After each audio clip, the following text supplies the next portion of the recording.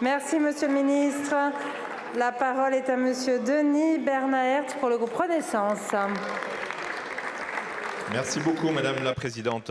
Ma question s'adresse à Madame la Ministre du Travail, de la Santé et des Solidarités. En 2017, Emmanuel Macron avait fait de l'emploi des jeunes une de ses priorités.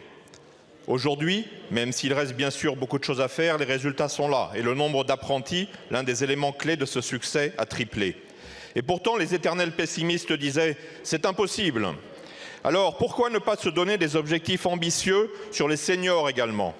Dans une interview récente, vous écriviez « Notre objectif, le plein emploi jusqu'à 64 ans ». Je dis chiche. Le taux d'emploi des 55-64, autour de 57%, est inférieur au taux de la plupart de nos voisins européens, des pays nordiques et du Japon notamment, pays le plus avancé dans le maintien de l'emploi des seniors. La semaine dernière, à Versailles, un salon consacré aux seniors a encore fait le plein. Oui, les seniors veulent travailler, chers collègues. Mais avant de légiférer à nouveau, a-t-on évalué si les dispositifs existants de formation et de reconversion étaient adaptés et bien connus des DRH et des managers, et ce, pour toutes les tailles d'entreprise? En fait-on assez sur l'aménagement des conditions du temps de travail en fonction des capacités de chacun? Déploie-t-on suffisamment les dispositifs de retraite progressive? Ne devrait-on pas rendre obligatoire de vrais check-up approfondis de carrière avec un plan d'action à la clé? Et pourquoi ne pas évaluer l'opportunité de légiférer quand même sur une baisse progressive des charges patronales sans effet de seuil? Cela coûtera forcément moins cher que d'indemniser des chômeurs. Et pour finir, le CDI sans date de fin n'est peut-être pas la seule façon de terminer sa carrière. Inciter les seniors sans les forcer à accepter des missions même à temps partiel, un CDD ou un CDI se terminant à l'âge légal. En résumé, après les jeunes, capitaliser sur l'expérience des seniors, c'est aussi investir dans l'avenir de notre économie et de notre société. Madame la Ministre, pourriez-vous partager avec nous votre avis sur ce sujet, ainsi que l'état d'avancement des négociations entre les partenaires sociaux et enfin vos intentions concernant l'assurance chômage? Je vous en remercie.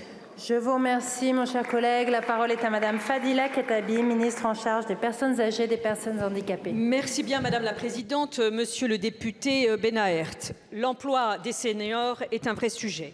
Le taux d'emploi des seniors n'a cessé cependant de progresser en France depuis les années 2000.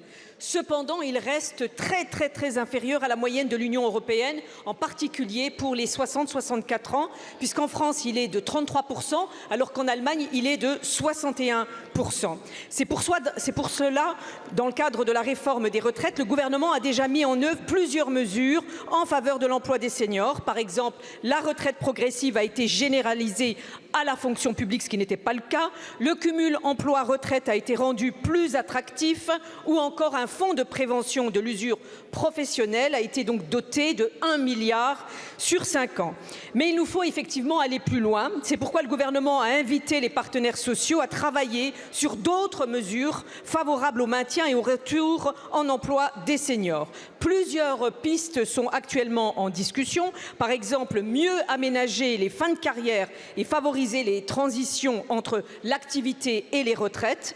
Mieux préparer effectivement les secondes parties de carrière en renforçant l'accès des seniors à la formation professionnelle et aux dispositifs de transition et de reconversion.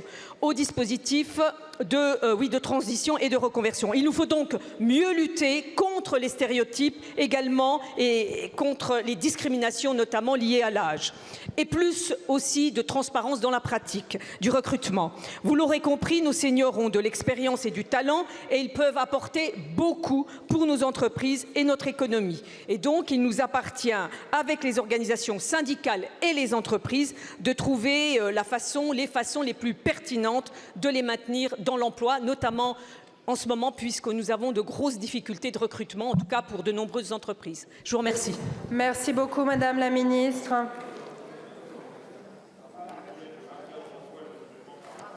Compétences, c'était vraiment une